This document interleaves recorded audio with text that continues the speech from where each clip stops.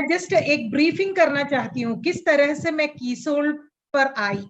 सच पूछो तो कोई भी पीक्यूसी वंडर वर्ल्ड क्विक पे जाते थे तो मैं कीसोल का आइटम चूज नहीं करती थी, क्योंकि मुझे उसके बारे में कुछ पता ही नहीं चलता था। कई बार कई लोग बोलते थे तो भी मैं कीसोल पे इतना ध्यान नहीं देती थी।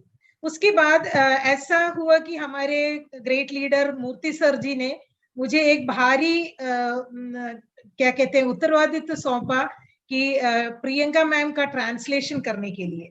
तो उस तरह से जब मैम हमारे केरल के प्लेटफॉर्म में क्लास लेने आई तो कई बार कीसोल का ट्रांसलेशन बिना कोई प्रोडक्ट यूज किए मैं कई बार मैम का ट्रांसलेशन करती रही। और 2-3 ट्रांसलेशन के बाद मुझे ऐसा लगा क्यों ना मैं वो प्रोडक्ट यूज करूं, क्योंकि मैम इतने अच्छे से इतनी खूबसूरती से एक एक प्रोडक्ट के बारे में बोलती है तो मेरे को बस सुनते ही रहती हूँ मैं और कोई यूज ही नहीं करती। तो मैं जाके सब एक एक करके प्रोडक्ट यूज करने लगी। और सबसे पहले जो मैंने प्रोडक्ट लिया था वो था कीसोल का रेगुलर सैनिटरी नैपकिन और कीसोल का सेफ एंड लॉ। सच पूछो तो मैं आज इस प्लेटफॉर्म पे अगर लेडीज हैं तो मैं उनसे ये बताना चाहती हूँ कि मैं कई सालों से सिर्फ कपड़ा यूज करती थी, क्योंकि मैं इतना ज्यादा प्रॉब्लम फेस करती थी।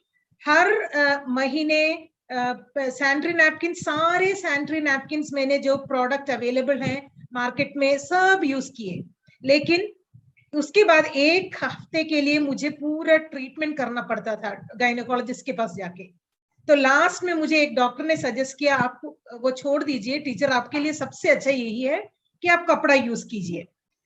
तो मैं फिर फाइनली कपड़े पे आ गई। मेरी बेटी जब उस कंडीशन पे आई तो मैं बोली मेरे को एलर्जी है तो मुझे नहीं पता तुम्हें कैसे सूट करेगा।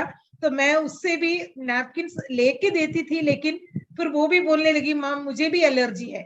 तो हम दोनों बहुत मुसीबत में थे। सच पूछो तो ऐसे टाइम पे मुझे ये आरसीएम का सैनिटरी नैपकिन, और मुझे बहुत हिचकिचाहट थी पहले कि अगर ये यूज करूंगी तो फिर से मुझे प्रॉब्लम होगा तो मैं क्या करूंगी।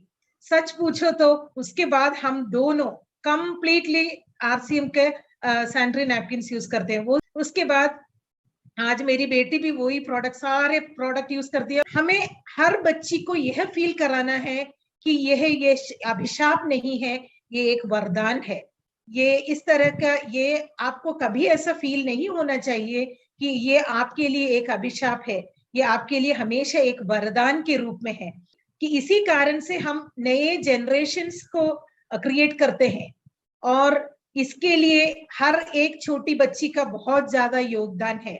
एक स्वस्थ भारत के लिए कितना एक लड़की हाइजीनिक होना कितना जरूरी है। इसलिए कल यानी कि 31 मार्च को मैंने अपना जॉब रिजाइन कर दिया है। 25-26 साल से मैं टीचिंग प्रोफेशन में थी और 4 साल से मैं एक सीबीएसई स्कूल की प्रिंसिपल थी। वो सब मैंने हटाकर रख दिया है। पूरे केरल एकदम कोझिकोड से लेकर तिरुवनंतपुरम तक मिलजुल कर काम करेंगे, इसका मैं पूरा वादा करती हूँ। इससे बहुत खुशी हो रही है। सच पूछो तो आज जो खुशी महसूस हो रही है वो आज तक मैंने अपने टीचिंग जॉब में भी नहीं महसूस की है। बहुत प्राउड फील कर रही हूँ और आप सब लोग इस अभियान में मैम का पूरा साथ देंगे, यही मैं विश्वास करती हूँ। Thank you.